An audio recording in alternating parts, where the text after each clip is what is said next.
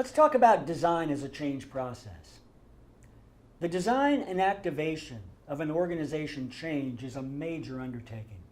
It deserves a well thought out process and some project infrastructure.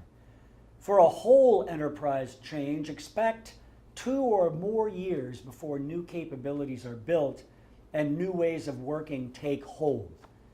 We're frequently asked to come in 2 or more years after an initial implementation to assess what is not working and then advise on how to speed activation.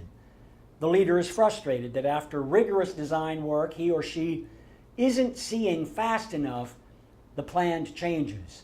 People may be in new roles but are falling back into old habits of interaction. The hope was for innovation, faster decisions, efficiency, collaboration, and they're not being realized. These latter projects have proven to be some of the richest learning experiences because we're able to take a close diagnostic look at what's worked and what hasn't. In this new organization model, we found that executive sponsorship, along with dedicated organization development and project management resources, are necessary to see this work through. Be prepared. For a large change, you may have 12 to 24 months of this activation work ahead of you. Set an expectation for feedback and adjustment. Your organization design is not static. It needs to evolve with the strategy and the changing external conditions. Your design provides a roadmap, but the destination or the route may change along the way. Through our work on activation, we've uncovered 6 best practices that have helped organizations successfully fully bring their new designs to life.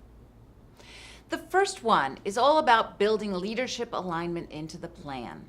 You need to ensure a committed top team owns the case for change so it's not lost in a sea of competing priorities. It's easy to be distracted or tired after the initial design work is complete. Also, include players 1 or 2 levels below the executive team to harness energy, ensure a candid and participative design process. The second best practice is to set a roadmap with a realistic view of the time frame. As Greg said, build a sustained activation mindset in from the beginning. Ensure that everyone is committed to seeing the hard work through over time. And that means keeping design teams working beyond the new launch, engaging them in monitoring and adjusting the design activation work. The third is to establish a strong project infrastructure. Consider assigning someone to oversee the entire program or creating a project management organization to manage work streams and linkages across them.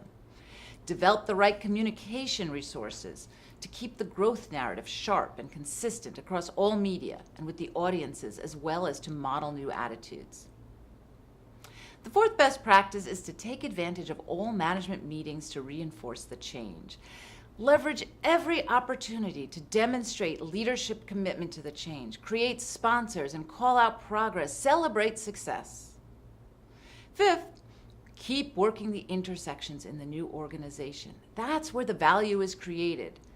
So create maximum value with that matrix intersection, whether it's global to local, business to function, market to product, by placing the right senior executives in key roles. And executive leaders must learn to actively coach their reports and model new behaviors at those nodes.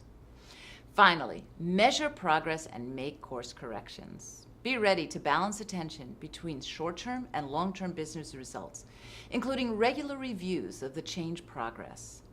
Measure collaboration and publicly celebrate positive examples.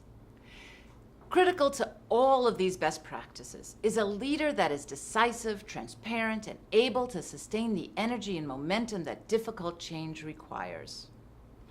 We know that a leader can't change the organization alone, but we've also learned that no organization makes real strategic change without strong leadership.